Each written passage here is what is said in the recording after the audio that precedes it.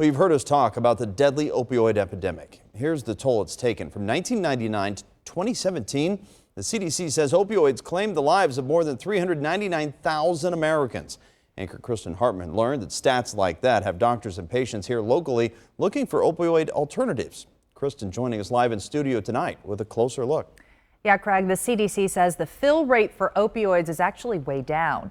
In 2012, this country saw 81 opioid prescriptions for every 100 people. Compare that now to 2018's 51 prescriptions for every 100 people. Much of the decline is doctor-driven, but a Mercy Health physician I spoke with says her patients are asking to handle pain in other ways. Do you find that more and more people are coming in and saying, I don't want any part of opioids? That's been the most impactful event that's happened, is that people don't want to be started on opioids. Dr. Artie Singla says they're requesting other pain-fighting strategies, and that's where she can help. Just ask patient Ava Stroll. She's had back trouble since she was a kid. It meant surgeries and rod stabilization. Chronic pain was a way of life. So for more than a decade, Ava says she relied on a prescribed drug cocktail to give her the ability to do what she needed to do. But were you worried about becoming dependent on the opioids?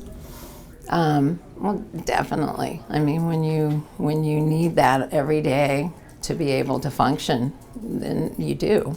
And here's the thing, she was still in pain. Then came Dr. Singla, who she says made a difference. I'm sorry, get really emotional because she has done more for me in the past 2 years, helping me to almost completely get off all the medications I was on. Dr. Singla has a host of non-opioid treatments in her arsenal for a longer-term attack on chronic pain, including physical therapy and injectables like steroids.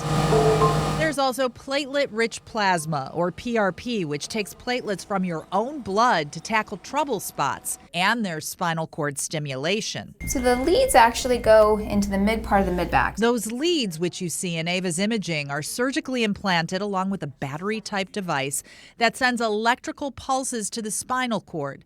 The objective is to interfere with or mask pain signals before they reach the brain. What this does is it changes the way your body is processing that pain. It's been used more at end of the line, so when patients have failed everything, that's when people thought about using this. Now we're starting to use it earlier to bring people off opioids and to offer a more functioning. Walking like this. You weren't able to do this before. No. And she wasn't able to pick up her grandkids. Now she can, and even has gone with them to Kings Island. That's her on one of the rides.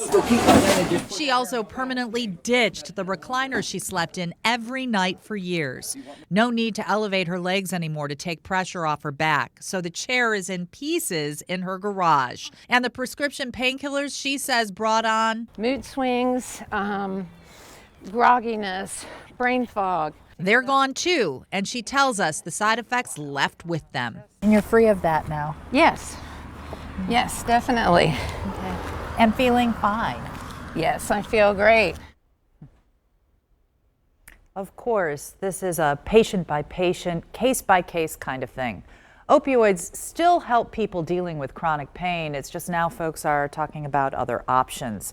Ava's physician specializes in interventional pain management, so they worked on solutions for her that were as meds-free as possible because that was important to Ava. And as we've followed this epidemic, I mean, that really is the ultimate solution, is finding alternatives to the opioids. And that's, we said it's doctor-driven, Right. but more and more patients are asking, how can I do this? And that's the thing. That's the key. Ask your physician.